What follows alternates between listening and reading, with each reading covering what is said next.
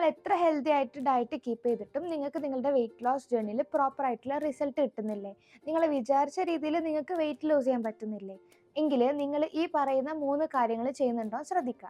അതിൽ first വണ്ണാണ് skipping meals. നമ്മൾ ഭക്ഷണം കഴിക്കാതിരിക്കുമ്പം തടി കുറയുമെന്ന് കരുതിയിട്ട് ബ്രേക്ക്ഫാസ്റ്റ് അല്ലെങ്കിൽ ലഞ്ചൊക്കെ സ്കിപ്പ് ചെയ്യുകയാണെങ്കിൽ ഇത് നമ്മുടെ മെറ്റബോളിസം സ്ലോ ഡൗൺ ചെയ്യും. അങ്ങനെ ചെയ്ത സമയത്ത് നമ്മൾ പിന്നീട് മീൽസ് കഴിക്കുന്ന സമയത്ത് ഓവർ ഈറ്റിങ്ങിലേക്ക് അത് ലീഡ് ചെയ്യും. അങ്ങനെ ഉണ്ടാവാതിരിക്കാൻ നമുക്ക് ചെറിയ ചെറിയ മീൽസ് ആയിട്ട് ഇടയ്ക്കിടയ്ക്ക് കഴിക്കാവുന്നതാണ്.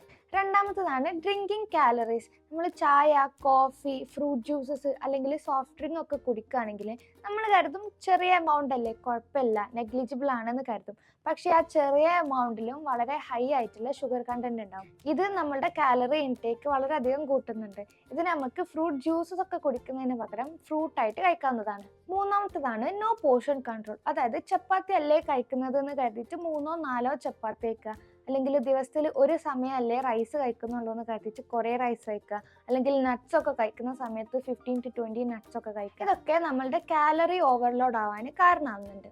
ഇതൊക്കെ ശ്രദ്ധിച്ചുകൊണ്ട് നിങ്ങളൊരു പ്രോപ്പർ ഡയറ്റ് മുന്നോട്ട് കൊണ്ടുപോവുകയാണെങ്കിൽ നിങ്ങളുടെ വെയിറ്റ് ലോസ് ജേർണി ഈസിയറും നല്ല റിസൾട്ട് ഉള്ളതും ആക്കാം. നിങ്ങൾ വെയിറ്റ് ലോസ് ചെയ്യാനായിട്ട് ട്രൈ ചെയ്യുന്ന ഒരാളാണെങ്കിൽ ഫോളോ ചെയ്തിട്ട് കമൻറ്റ് ചെയ്യുക. വെയിറ്റ് ലോസ് ചെയ്യണമെന്ന് പറയുന്ന നിങ്ങളുടെ ഫ്രണ്ട്സിനും ഷെയർ ചെയ്ത് കൊടുക്കുക.